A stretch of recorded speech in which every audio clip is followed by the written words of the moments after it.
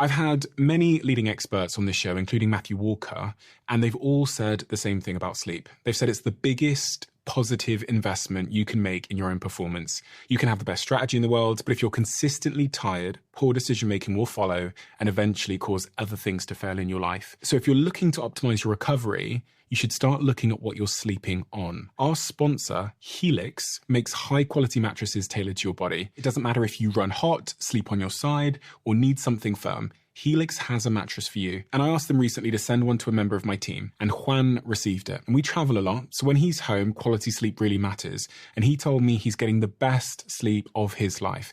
And the data backs it up, with 82% of people in a Helix study saying they saw an increase in their deep sleep. And with a 120-night trial, you've got 4 months to prove it to yourself. You can get 27% off at helixsleep.com/diary. That's helixsleep.com/diary. Talk about toxic masculinity there. One of the things that's always associated with that is just men's lack of willingness to like make a phone call and to a friend and say, listen, I am not okay. And, you know, you also have been very open about the day where you were feeling like that, and your superwoman mother. Yeah. Once again, she called you coincidentally, or? Yeah. Coincidentally. Well, it was kind of like, I went to call her, and then like shit, like I texted her a couple of times, and then she just called me. Because you were feeling bad, so you text her. Yeah. I mean, people will tell you this, but when you're in that zone, you know, if you're in a absolute spiral, everything goes into a right blur. All I know is that I was in my house and I was in my pants, and I could not stop crying, and I couldn't stop worrying about everything, and my head was going like a whirlwind. Like, I was worrying about stuff that wasn't even logical. Like, what was your brain telling you?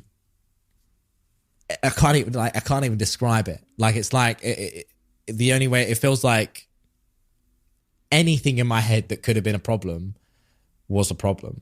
Have you ever had, like, you know, when you're hungover and or like the next day, I don't know if you drink, but the next day, right? If you have a hangover, you have this like paranoia thing, like throughout, like stuff just makes you feel a little bit edgy, whispery, like yeah. It's like that, but a million times. The only way also that I talk about it is like, it's like paranoia, and it's like your brain becomes Mike Tyson and is just beating you up, and you've not had one boxing lesson in your life, so you're just kind of like, you can't do anything, you're just taking it, right? And it's like, your things like, you look bad, you've not done this, your tax bill's this, you're this, you're this, you're this, you're this. Are you ever going to do this? You're never going to do this. Blah, blah, blah. Loads of like voices.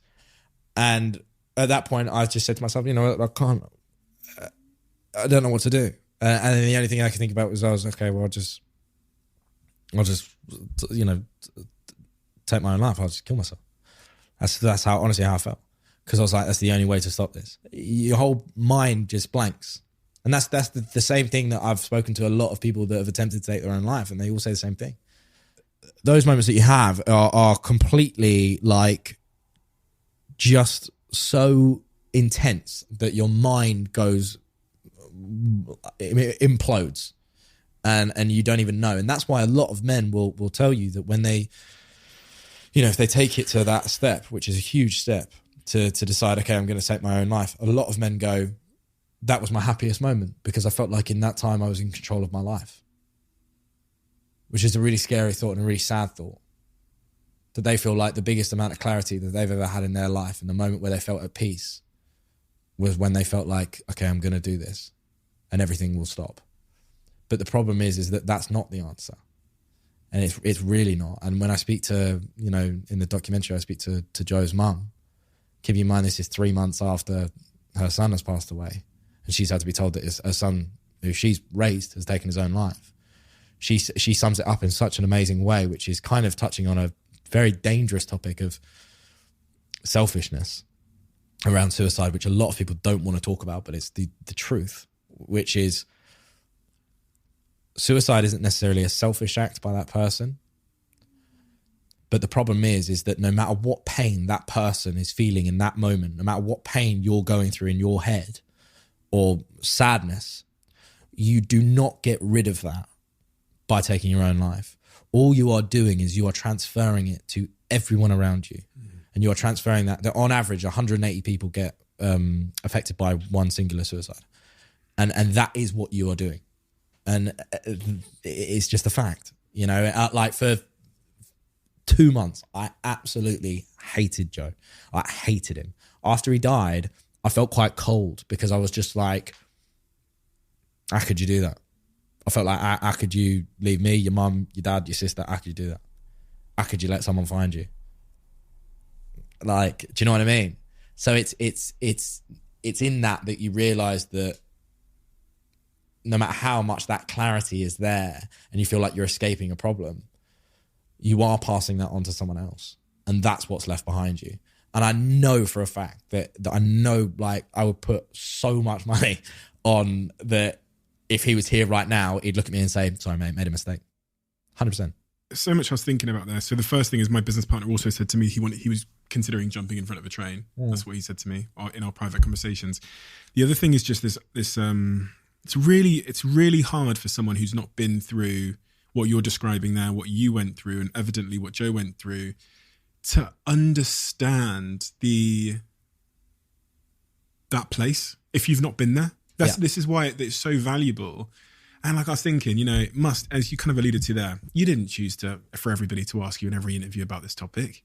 Yeah. But the immense value that it's doing on someone like me, who's been fortunate enough not to be in that place, who can now from your description there, that Mike Tyson description, can now understand how that must feel. Yeah. I can't, but I can almost. But the thing is what's better is because you are in a higher risk category than me. Yeah, I know, which is fucking terrifying. Yeah. But now that I've spoken to you about it, now that, and that you're not. Yeah. Because that's the problem, is that, you know, all of the guys that I spoke to said to me, they were like, didn't think mental health was a thing. Didn't think what I was going through was depression. Thought I was just rubbish. And just thought I wasn't where I wanted to be in life, just wanted that to end. That's the realization of it.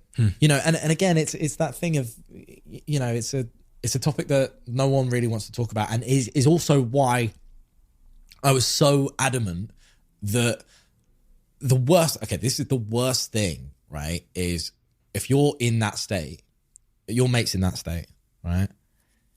The last thing he wants to do is talk to you about that. So why is the kind of push always, oh, if you're feeling depressed, you should talk? No, that's the last thing I want to do. If anything, you're going to make me revert more, right? You're going to make me go back more. The pressure should be placed on us as friends to make that call and to make that conversation happen with anyone that you would ever suspect. Even if you don't suspect it, make sure. How sure are you? How sure are you of the people in your phone book or your close friends that they're not thinking these thoughts? Not sure enough. But that's what I mean. So all you have to do is have that conversation. But that will take you having that conversation. I always say, I do a lot of talks for businesses about mental health.